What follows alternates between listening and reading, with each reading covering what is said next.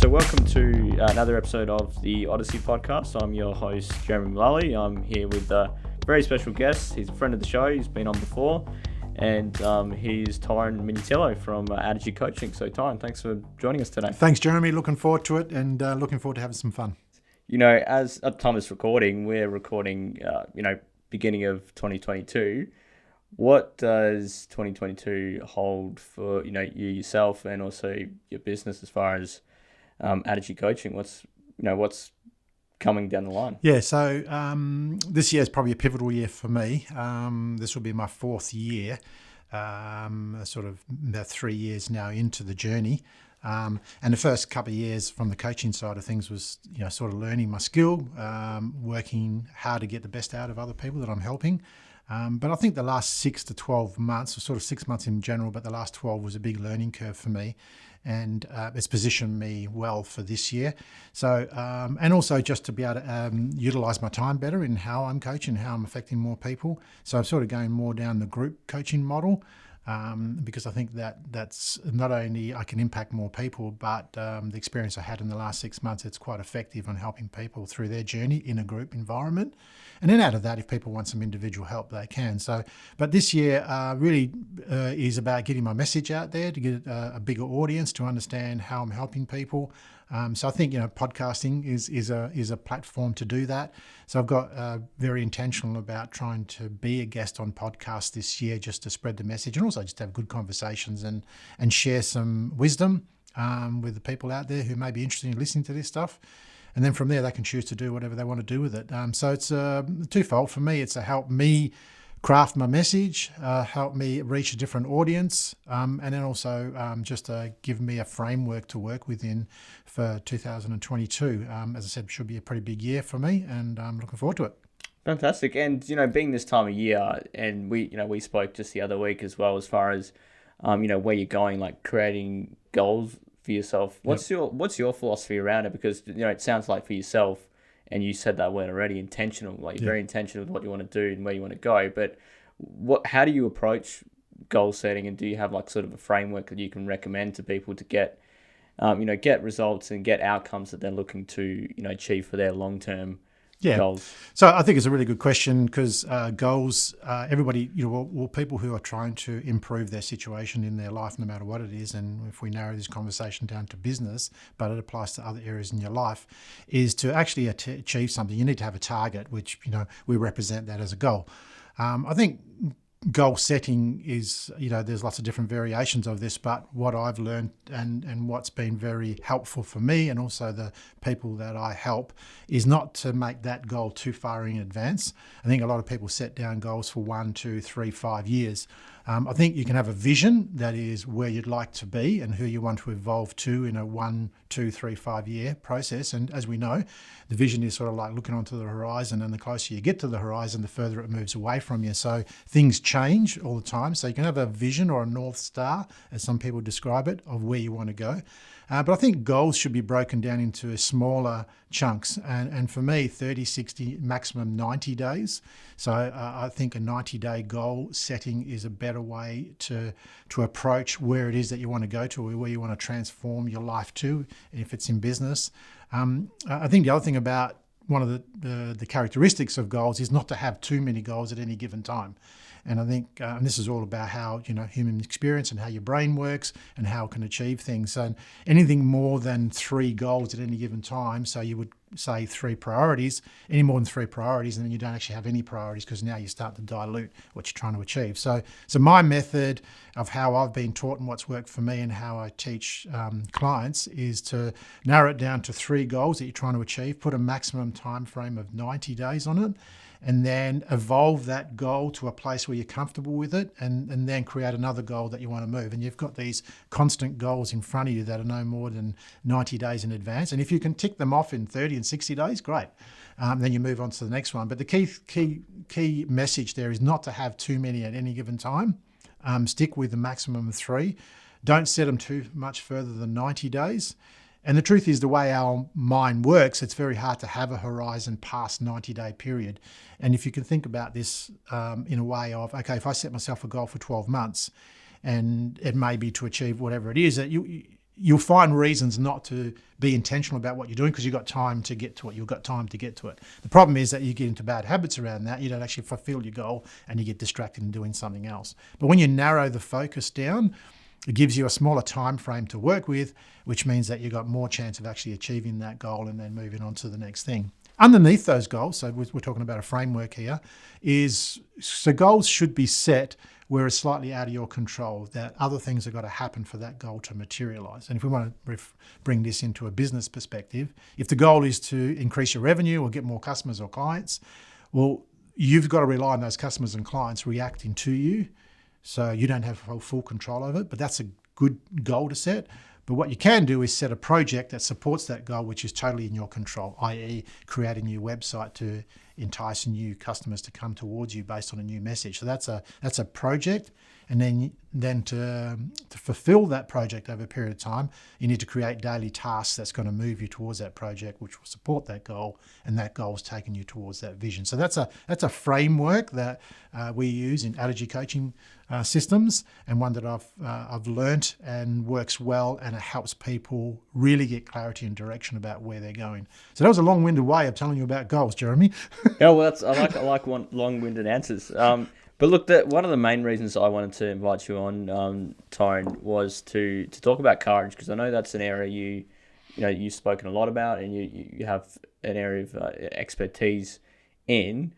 Perhaps you could begin by talking about what courage means to you and the framework you use to talk about courage. But maybe we can start by applying to that context of goal setting. Perhaps, Yep. Like, do you see that crossover there? Yeah, I think there's definitely, actually having the ability to sit down and write your goals and work out get a structure around where it is you want to go, which, by the way, not many people do. And even people who are in business, who are entrepreneurial, who probably need to do it the most. One of the areas is, when I meet new people who are in business and ask them about, well, what's your plan? What's your goals? How are you achieving them? And it's just like, I'm just doing what I need to do today and worrying about tomorrow and just following my nose a little bit, which is, not necessarily a great strategy. So courage, which sort of forms a platform of a lot of things that I teach and what I do, to touch on, what I call the progress model, which is that vision, goal, project, and task structure. I think that it takes a level of courage just to get intentional about setting your pathway of what it is you want to go, understand where you are now to where it is you want to go. So there's a level of courage that you have to look into that and go, I'm in this position which I'm not comfortable with, or whatever that is, or maybe just simply that you want to improve. It's not necessarily that you're in a bad spot, but you just want to get the best out of yourself, which means you need to achieve more. Well, if you want to, it's like, it's not everybody's success is different. So I think there's a level of courage around that progress model, which is about setting goals, and then courage around actually having the discipline to follow through and to stick to the tasks and to build those projects which are going to support the goals. Because setting a goal is actually the easy part. It's actually doing the intentional work along the process going to realize that goal. That's the hard part, and that's the bit that requires the courage. But you need a level of courage to actually go, okay, what is it do I want? What are the 3 things that I want to narrow down to in the next 60, 90 days to achieve? And then make that intentional. And so, as we develop maybe this conversation, I'll talk to you more about where courage fits in with that. But probably to go back to a little bit, please, to explain about this is that, so I've developed this formula, if you like, or a structure where it's the hidden triangle of achievement. And there's 3 things that I believe create achievement moving forward in anything that you want to do, and certainly in business. And what I've discovered through my education and human development work is that there's a pathway or origin through one of these 3 things, no matter what problem you have or what solution you're trying to get to. And they are focus, connection, and courage sits at the bottom. So if you can think of a triangle, the left-hand side is focus, the right-hand side is a connection, and what sits at the base of that is courage, which helps you achieve all that. So I think that those 3 things, when you think about the problems and the challenges that you're facing in your business now, you might be able to break it down. And when you get down to the lower surface of those problems, or go down a bit deeper, you'll find that focus could be the issue. It's just that you're focusing on the wrong thing at the wrong time. And goal setting is about focus. Goal setting is about what it is do I want to achieve in 90 days, and then what do I need to focus on to get that to happen, right? So you can see that the goal's not the problem, or what you want to get is the problem. It's your focus is the problem. And then part of that, reaching that goal, is who do you need to connect to? Who do you need to connect? And that might be yourself. That might be understanding what are your weaknesses and your strengths are, connecting to who you are as an individual, what's driving you. And then when you understand that, then who do you need to connect to? Is it a marketplace? Is it a method? Is it a model? Is it other people that need to help you, key partners, so that you can see there's a connection? And then to actually do this and have intention, you need some level of courage comes into it. So you see, so that framework is something that I share with clients going forward. Is that, and I call it the hidden triangle of achievement, basically, because I think there's these things become hidden in the background of what we believe we're actually trying to achieve. So there'll be like a surface problem, and really, when you actually look down deeper, you can attribute it to one of these three areas. Yeah, correct. So and often all our problems show up as surface problems. Is our challenges that how do we go a little bit deeper? And sometimes that can be painful to go deeper to find out what it really is. And maybe 2 or 3 levels later is your value system, which is working against what you're trying to achieve. And so that's the real core problem, is the value system. And then it's like, well, who do I need to connect with to understand? And it's yourself, right? So your connection to your values, so that you can use your values to implement what it is that you're trying to achieve, your purpose, your vision. So you can see that it can be complicated, but I think for me, having this triangle, and it's one of those 3 things, it's like when we meet people and talk to them about where their situation, if I can narrow down to which one of those 3 things is the real problem, then we can work on it easier, and it's easier for clients to actually get an understanding around that. And then there might be, that focus is the issue, is that I get distracted all the time, or I haven't got enough time in the day. So anybody who says they don't have enough time in the day, it means they don't have enough focus on to do the things that are more dollar productive, that gets them to where they want to be, or they don't delegate, or they're trying to micromanage everything. So all that is a focus issue. It's not the fact that you're working too hard, or you haven't got enough hours in the day, because we all got the same amount of time. It's just how you direct that focus. So I think it's about that triangle is about breaking down the situation. And the other point to make out of this, it can be a combination of all 3. Right. Or 2 things. So it could be a focus and a connection problem. It could be just I'm very well focused, I've got good connections, but I haven't got the courage to actually push forward and do this. So then it becomes a courage problem, which could be an imposter syndrome thing, and on it goes. So there's a lot to unpack, but I think the starting point and a framework is to help people understand, well, which one of these 3 things is the pathway or the origin of the situation. And the good news is that the answers are all within that framework as well. So it's either if you improve your focus, or you get your better connection, or you raise your level of courage, then that's going to be the pathway to the solution to moving forward and getting achievement to whatever it is you want. So does that answer your question, Joe? Yeah, it does. But just staying on courage, because I know you have talked about what's called like a line of courage, and there's different sides of that line. Could you without, obviously we're in this audio format, so it might be hard to visualize, but can you kind of explain what you mean by that when you speak about that? Yeah, so that forms the basis, and so again, I'll just give you the background to this. So this is not my work that I've dreamed up. Is that it's work that I've adapted. Like most ideas and solutions and models are usually adapted from someone else's ideas that have never been cultivated. Geniuses take from the best. So. Yeah, that's it. I think I've heard before. There's no ever any original idea. It's just repackaged. In fact, I heard someone say that all we do is we get other people's ideas and smuggle them over a border, change them, and then redeliver them, which I think is probably an accurate way.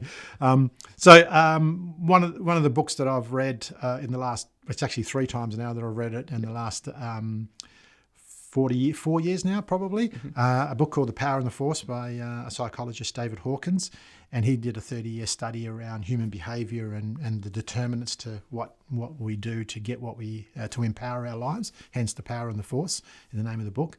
And each time I've read the book, I've got something different out of it, and what he does in the book, so just a snapshot of what he does in the book, is he calibrates people's behaviours and how they live their life to get to what they get in their world, and so calibrates all these behaviors. And so if we go to, say, the worst behavior you can have, which is shame, according to his calibration list, and then the highest one is enlightenment, and he scaled them on a 0 to 1,000. So, 20, which is number 20 out of 1,000 is shame, so that's right at the bottom, and enlightenment is 1,000. So very rarely do anybody get to enlightenment. But when you calibrate all the different behaviors, courage sits at around about 200. So 0 to 200, there's a whole lot of behaviors that live below the line of courage. So I've made this line in the sand. Okay, that's the line of courage. What are the things above the line of courage that's going to empower us and move us forward? And what are the things that we're doing below the line of courage that's disempowering? And that's the premise of, or one of the premises of the book that I got out of it and studied deeper. And then I've sort of used this model to understand how does this help us in our daily life, and particularly in business, to achieve what we want to achieve. And the best way for people to visualize this, if literally draw a line on the piece of paper and write 200 next to it, and that's your line of courage.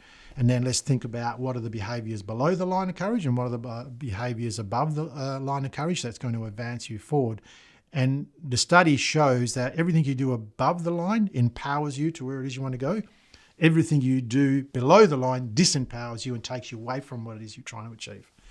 And so as an example, there's many of these, but as an example, in denial or regretting or blaming, certainly shame, guilt, withdrawal, regret. These are all the behaviors that fall below the line of courage. And the way I've interpreted this is that it doesn't take a level of courage to do those things. So then, as an example, above the line of courage are things like being intentional, which is what I talk a lot about. It's like being intentional about what you want, taking responsibility for what you got, accepting where you are, being empathetic, being compassionate. Love is a behavior above the line of courage. Being permitting, being conciliatory, having energy, being energetic. These are all things that take a level of courage. So these behaviors sit above the line of courage. Now, the interesting thing lots of interesting comes out of study, but one of the things that really, really impacted my thought process around this is that 85% of the world's population consistently live below the line of courage in their day-to-day. So for me, when I read this, and I read it over and over to understand it, what it means is that only 15% by default are actually empowering their lives and achieving what they want by spending the majority of their time above the line of courage. And I think, so I don't want people to think that, okay, this is about living 100% above. It's not about that. What it is about understanding where you are in the day-to-day, moment-to-moment situation and circumstances. And we all drift above and below in our day-to-day activities and what we do, in our relationships and who we're connecting with. The challenge is to work out, what are you consistently doing? Is it below the line? For instance, are you consistently complaining and blaming the outside world for what's going on in your world? So everybody can resonate to this, that we all do this from time to time, is that we blame people outside who we are for our life circumstances. But if you're consistently doing that, you're going to disempower your life and move you away from the things that you want. If you take responsibility for what's happening to your life, which is above the line of courage, and you consistently take responsibility, accept, and be intentional about what you want to do, there's a clear distinction between one's going to empower you and move you forward, and one's going to disempower you and move you away from what it is that you're trying to achieve. So we started off the conversation about goals. Yep. So this is a classic point where if you want to achieve certain goals, but you're behaving in a way that's disempowering you, you're not going to achieve these goals, right? So goal setting is the easy part. It's actually the activity. And so I think, for me, what I help clients with is get them to understand, well, how much of your current time are you spending below, do you think? And guess what happens? Everybody overestimates how much time they are above the line, because we don't want to believe that we're doing this. But then when you break it down, and I think, generally between 15, 20 minutes of actually unpacking that, they go, actually, I spent a whole lot more time below the line and I can see where I'm doing this. And guess what else happens? You start to see all the people around you go, geez, everybody else is living below the line as well. And so some ways that's good because you don't feel alone, right? But in other ways you go, okay, well, for me to stand out from the pack and to actually, advance in whatever field of endeavor you're in, one of the things is if you can consistently live above the line of courage, that's going to advance you in front, because remembering 85% of the people live below, so it doesn't take a lot to shine. right? And this is a really interesting concept, and so when you unpack this whole line of courage and this work, it leads into so many other different areas of our world and our life, and particularly in business. And that's what fascinates me, is how is the human experience in business evolving to a place where this becomes a great map, and I call it the map of courage, to figure out where you're at to help you advance to where you want to go. So that's the story of the map of courage. Yeah, and using the map, like, do you actually, yourself and recommend, people you work with actually use it, continue to use it in the sense that, like, using it as a tool to recognize when you are falling below or when you could have an opportunity to go, no, I should be driving myself up above the line of courage. Consistently, there's never a time where, okay, I've got this nailed now, and because I think what happens is just, again, the human experience is how we move our way through life, is that there's going to be situational circumstances, and you've got to be really, really strong, as I say, enlightened, where, like the Dalai Lama might be, that he probably never falls below the line of courage, right? But us mere mortals will probably fall below the line of courage quite regularly. The challenge is that when you find yourself falling below the line of courage, is to be there for 10 minutes, an hour, maybe 2 hours, blaming, complaining, but not for a day, a week, a month, a year. And guess what? Some people spend their whole lifetime there. So the challenge is for all of us is to learn this at a deeper level, because this is all about self-awareness as well. Like, so the more you learn about this, the more you realize how much time you are spending there. And I think once you become aware of it and you become conscious of it, as I said, you start to see it in the people around you, and you start to really become distinctive about who you want to be. Do you want to be the person that's above the line and be compassionate, empathetic, energetic, intentional about what you want to achieve? Or do you want to be the person that's and in business, here's probably a big thing for people to understand this, if there's a business audience out there, and this has certainly been my experience, is that when times get tough and there's situations that are difficult, one of the traits or one of the behaviours below the line of courage is withdrawal. We withdraw from a circumstance or a situation. So we move away from it and we decide that we don't want to deal with it, and it might be a bad customer situation, a circumstance where things didn't quite work out. So instead of being intentional about being compassionate and actually helping or moving towards the problem and dealing with it, we withdraw. We hope that it goes away, but often it doesn't. And the worst part about that is the situation might be minor, but what it does to you cognitively and drags you down keeps you disempowered. So it's really fascinating the depths that this goes to, this study around this, and how much it impacts our world and what we're trying to achieve. And so, go back to that model of those hidden triangles. You can see that courage is not just about, jumping out of an airplane with a parachute. Hey, that's a really courageous act. Some would say stupid, but for me, that's one part of courage. Of you got to make a courageous decision, and you're at a pivot point. Sometimes you go, do I go left or do I go right? But also in the day-to-day behaviours of how you show up in the world and who it is you want to be, this line of courage really helps distinguish who you are now and who it is that you want to be. And I think that, as a business coach, helping people to understand that as they apply it to all their tactical, strategic stuff they need to do, and if they can apply that principle to all that, well, then their business is going to advance. And this is, everything that's going on in the mindset and then you're in the game, which is another thing that we talk a lot about. So I think I forgot what the question was now, but I think we sort of answered it. It's right. I've got another one in my pocket. Okay. I wonder if we can just slightly contextualize it a bit, because and this wouldn't just apply to business owners, but it's very relevant. In the current climate we're in, like, we've been going through a pandemic the last 2 years. We're still going through it. Touchy subject. And you and I, we're living in Perth, and there's certain, especially recent news, certain uncertainties that surround that. How do you apply that sort of map of courage to that context? Because there's a lot of people that are complaining, and there's that worry for some business owners of that uncertainty. Like, so how do you kind of apply that knowledge that you have? This is a big question. Yeah, it's a big question. It is a big question. And happy to bring it contextually, because I think it is, and it'll be interesting so whatever we say in this podcast, when it gets heard in 6 months' times, whether it's relevant or not, right? So here's a test for us. Yeah. But no, I think interesting enough, so without getting into the debate of whether, you should be vaccinated or not, that type of thing, because I think that's for me, it's a personal thing. But interestingly enough, both sides, what I've observed through this map of courage is that both sides are working from a place of fear. Right? So whether you're on the one side that this is real and it's a real threat to us, it's from a basis of fear, and whether you believe that, hey, this is not a big threat and I shouldn't get vaccinated and there's all these other things that are going on, conspiracies around all sorts of stuff, it's coming from a place of fear, right? So one of our dominant human behaviours is about the fact that our brain is built to keep us safe. So we look at every situation and circumstance from a safety first perspective. Well, guess what? That relates into fear, and the way to break through fear is through courage, right? So fear, fear is what stands in the way of courage. So if we think back to that map of courage again, and fear, by the way, which comes out of anxiety and stress and all these other things, sits way below the line of courage. And clearly trust, which is when you trust something, means that you feel safe in it.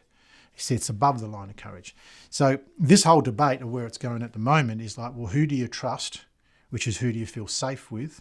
Whatever side you're on, that's what's going to make you feel comfortable, give you a decision process. So I think, it's a complex conversation, to be honest with you, because it's an evolving situation. Certainly, and there's so many different opinions on it.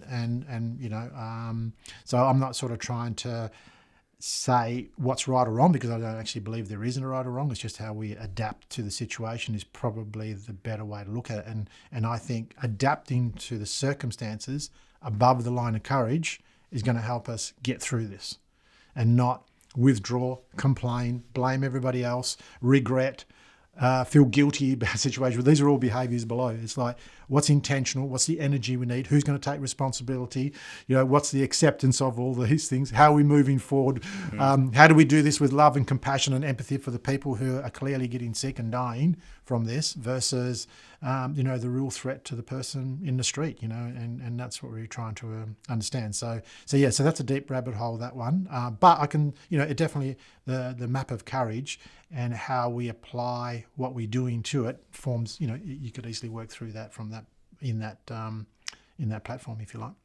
Fantastic. If you don't mind, Torrin, we're going to cross over into the film segment of this episode, and for those new listeners, this is just a fun part of the episode where we get to dive into a film, and I give my guests the opportunity to select what that film or films in this case are, and the films that have been selected. It's not the whole trilogy, but would say part 1 and 2 of The Godfather, and that's what you've chosen today, Torrin. And I want to ask you, why did you choose that? What does Godfather mean to you? Well, since I said to you The Godfather, I thought, why did I choose it? and I suppose... Granted, I sort of jumped at when the suggestion was made. I didn't give you much choice to turn back. So. That's right, yeah. That was the first thing that came to mind. We said, right, we'll go with that. Yeah. Which is interesting, and I'm certainly... It's probably the genre of where The Godfather sits, and pardon the pun, but it's like the Godfather of all gangster type movies as well. Yeah. And I do like a good gangster movie. But the other criteria was for me when I was thinking about this was what's the movie that I've seen the most amount of times, and it would definitely be The Godfather. Yeah. I mean, as a 57-year-old man, I probably watched The Godfather when I was 18, 19, 20, or whenever it first came out. Certainly the first one. And then it's been one of those things a movie that I've probably gone back to maybe every 2 years, every 2 to 3 years, I'll go back and watch it. I find the whole, and it's great storytelling, and there's lots of good things, good things. But the genre of, and also it touches me a little bit because I'm a son of an immigrant Italian family. My mum and dad came here in the early 50s, and really the story of The Godfather is about how he migrated to the US as an immigrant, not having anything, and then they went down the bad pathway. But it's interesting is that there's a lot of other leadership, loyalties, and all these other things that are good qualities in people that you want that are demonstrated in the movie of The Godfather. But clearly, it's probably used in an evil way when you think about it, with the way the story's been told and how it unfolded. Yeah, so, I do want to touch.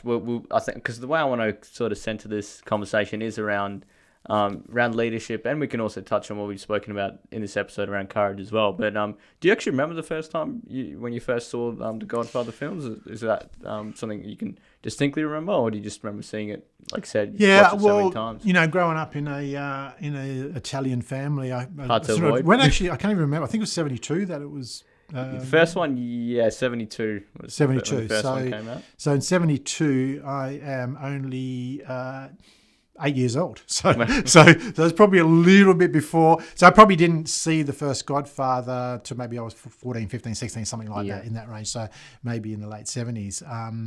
And I'm sure I just watched it on a video cassette or something like that. So maybe it might have even been later. I'm not sure. It might have been in my late teens that I watched it for the first time. But after I watched it for the first time, I was, enamored with it. And then at one point, there was a trilogy set that came out, which, because for those that know the movies, the second one sort of goes back in time and goes forward. But then there was a version that was remastered where it put the whole first two in chronological order.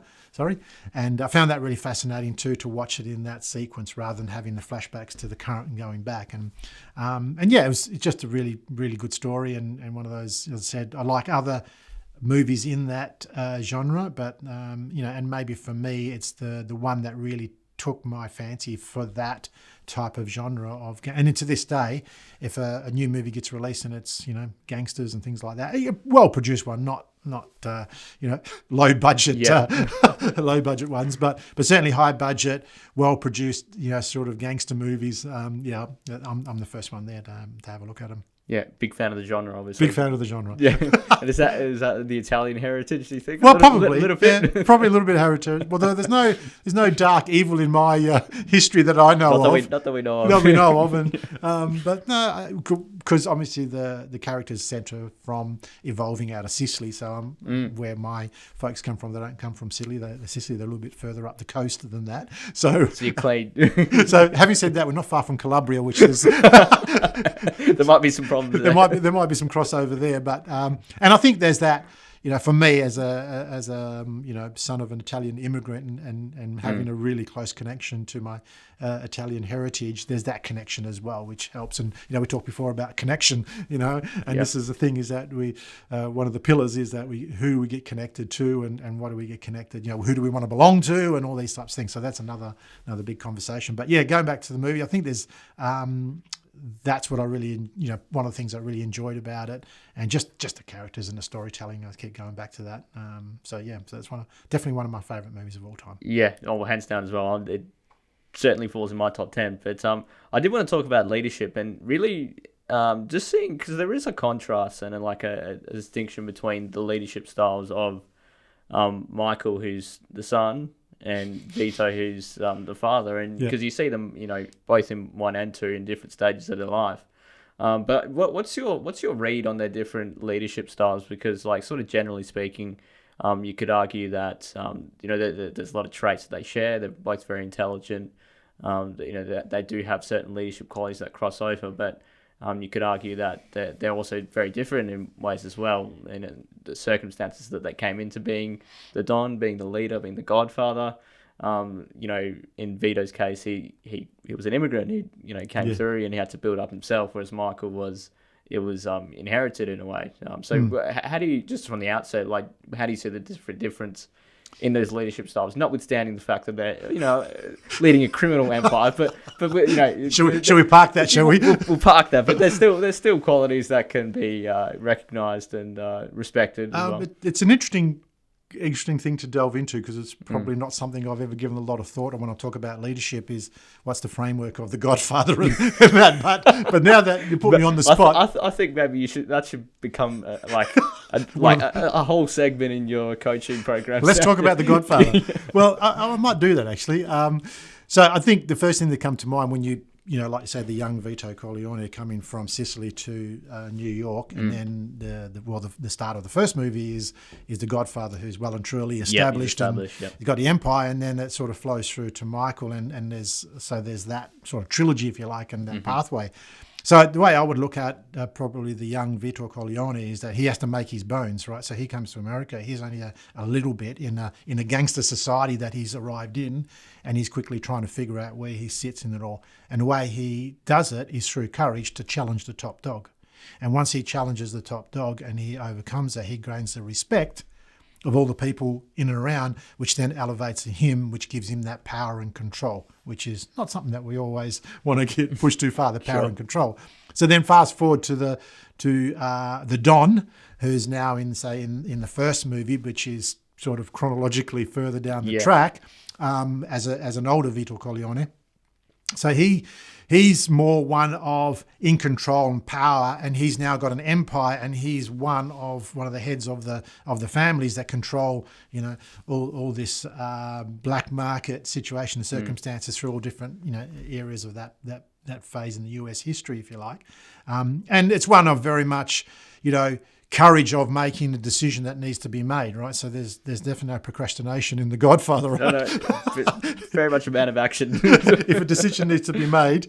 But there's one of loyalty and trust, and one of the greatest scenes that that I remember in that movie is actually where the Don tells Michael is that when they kill me, is like the person that comes to meet with you to say they want to meet the other heads of family, that's the person that you shouldn't be able to trust, right? And I think, so there's lots of loyalty, lots of stories about loyalty in there and who you trust. And then so from Michael's perspective, when I look at his character in the movie as it moves on to, say, the second Godfather, well deep into that, and they move through into the 60s and the 70s, and when he moves to Vegas and all that sort of stuff, there's one macho power control sort of, to the point where he doesn't see his brother doing the right thing, and he has no qualms about bumping off his brother, right? So that's why I say Poor Fredo. Yeah, he copped it. Mind you, he probably deserved it. He kind of deserved it, but yeah,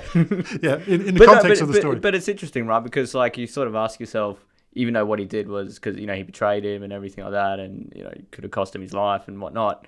Is that something Vito would have done? And that's one of those differences I'm talking about. Where's the line? Where's the value for family? And where do you draw that line?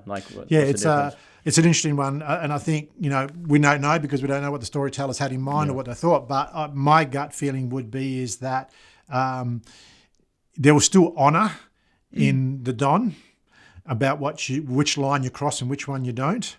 Whether he would have got, it was interesting because the story portrayed the fact that he felt he didn't want Michael involved in this because he was educated, he went to university, he was a war hero, he went to the war and he came back and he didn't want him involved in that family business, and yet he was dragged into it, and he understood that when he was dragged in it, he had those brains to carry this forward and actually be a strong leader, where clearly Alfredo didn't, and Sonny was just a hothead that ended up getting himself killed, right? Yep. But the way the movie was originally portrayed, Sonny should have taken over that empire and be the leader. But as I said, so it's interesting, the characters, when you look at it, is that Michael was portrayed as the cool, calm, collected sort of person. Sonny was I'm going to kill anybody who's in my way, and anybody who threatens us, I'm going to take them out. High emotions, yeah. And you had the Godfather, who was basically saying, keep it cool, right? And one of the classic lines that he does say in the movie is that,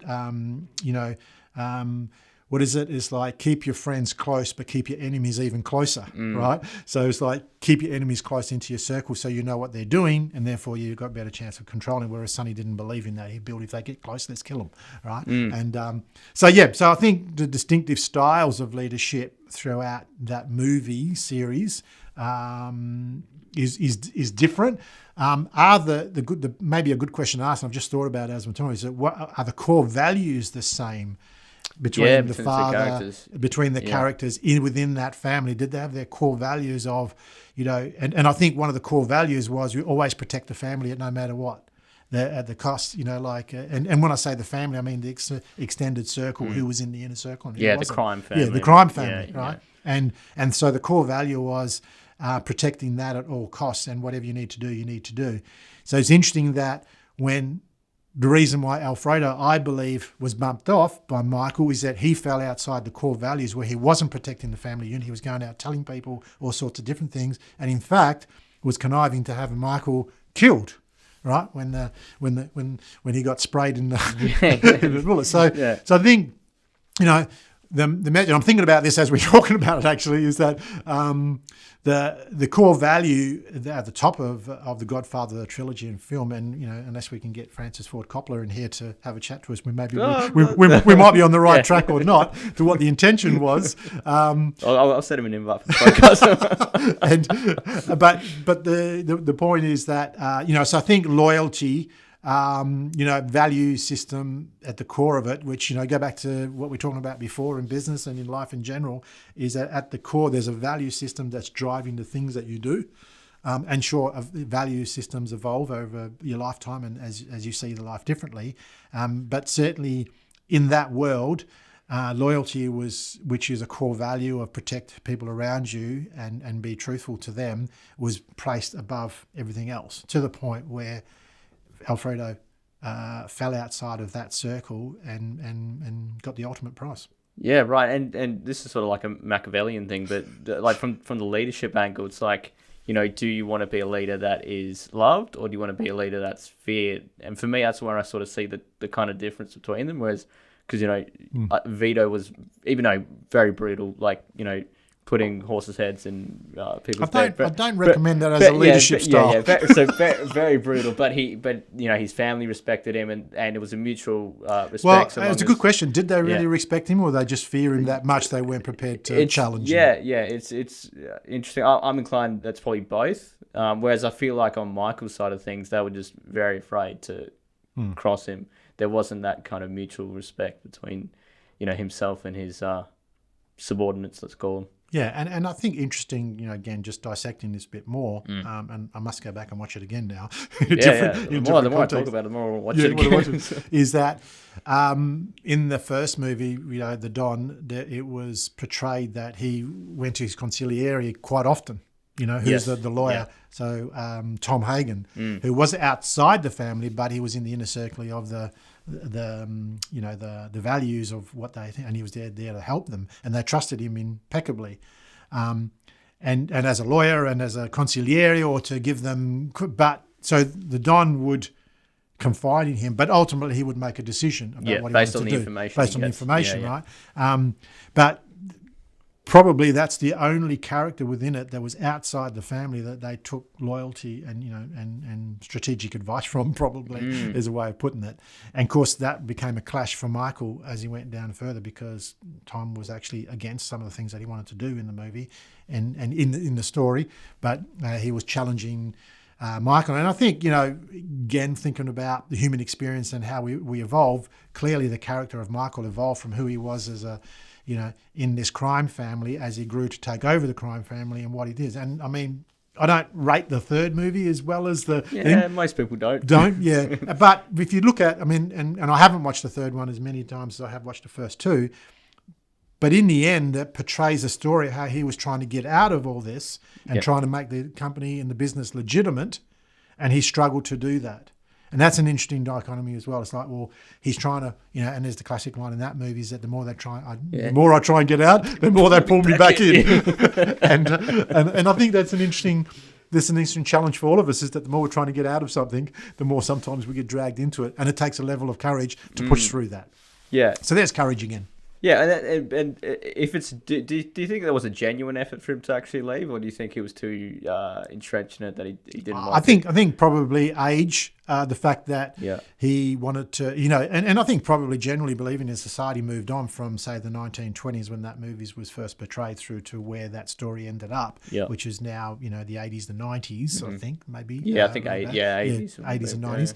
Is that, the way the world changed and culture and what was happening and the police and everything else, because it was easier to bribe police in the 1920s than it was probably, having said that, maybe not, there's probably plenty of cops in New York or something. Maybe people in New York might disagree with me on that one, but So yeah, I think society changed, and I think Michael Corleone, and that by that stage got to understand that this is not going to sustainable. This method, we need to find different ways. And of course, he also had the hothead nephew, played by Andy Garcia, who you always got to have that evil villain in there somewhere to cultivate make a story. A bit of chaos and make a bit of drama. But I think the theme of the third one was really about Michael trying to extract them out of that world into a more legitimate world, and I think the theme of that was a bit of a struggle of how could he do that, and struggle against what was around him that's been created, but also his own internal struggles of who he was and what he'd done to that point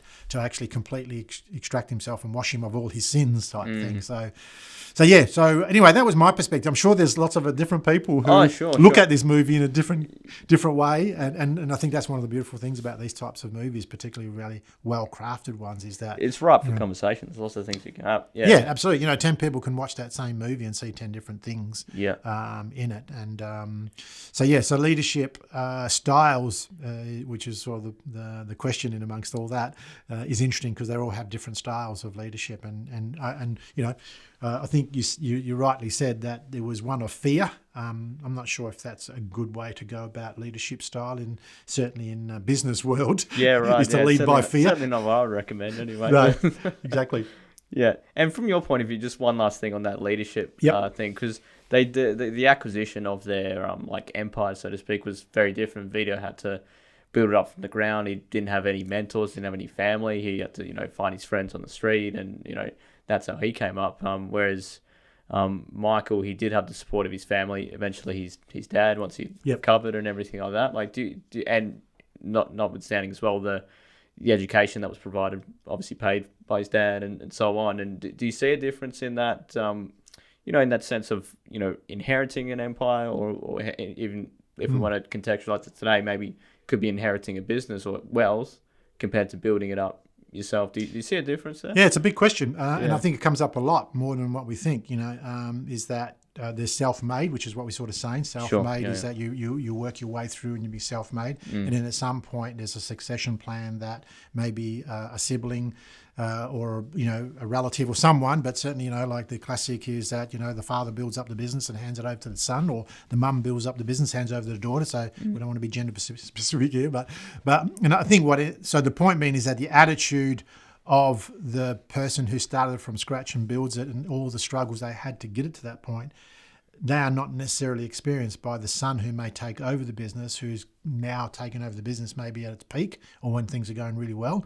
You've got the other situation that happens, and I've seen this regularly, is that a conservative approach to build a great empire, then you've got maybe a son who sees new technologies and new ways to advance, or new generation. We shouldn't say son, say new generation sees a new way to advance that, so they can either expand and go much bigger, or you get the other situation is that they don't actually have the stomach because they haven't built up that resilience, and as soon as things get tough, they actually decline the business and it goes backwards.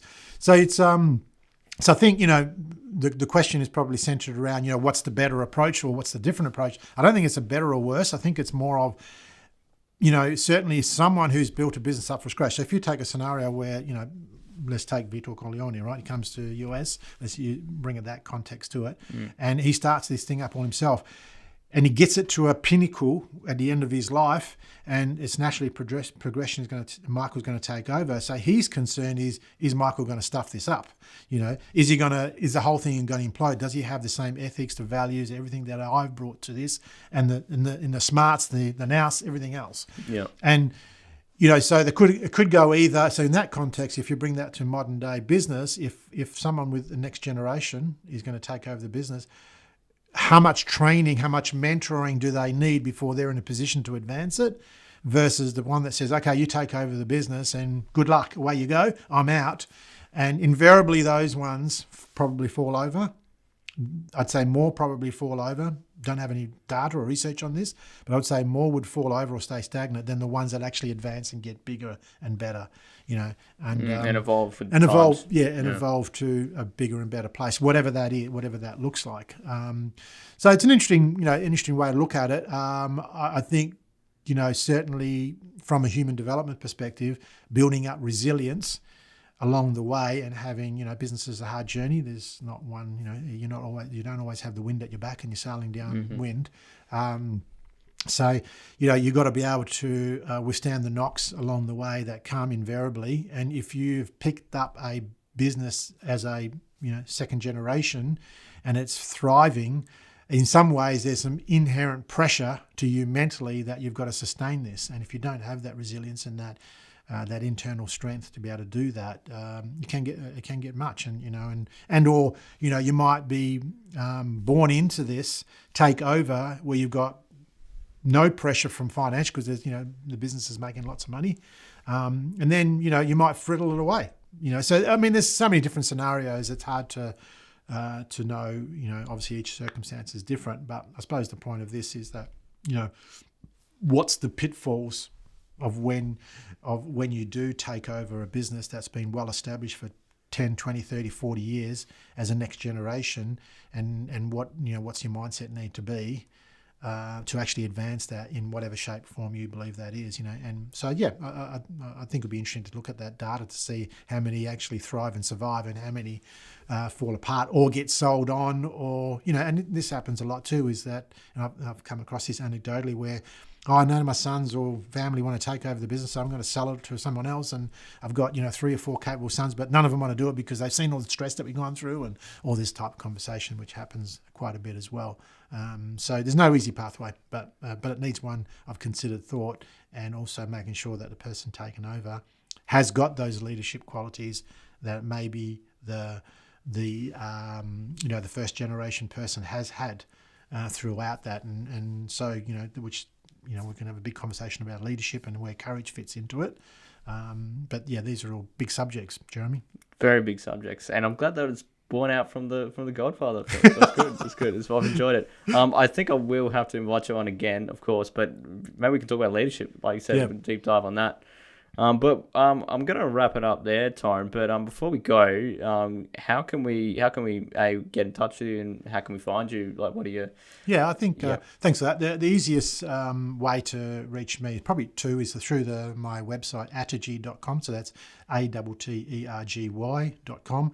The word Attergy is made up of attitude and energy. It's a made-up word, and I believe that's the foundational blocks of doing anything, is applying the right attitude and then the energy to it. So that's where the foundation of that was. So if you go to that website, you'll also find a complimentary copy of my book, The Essential Inner Game.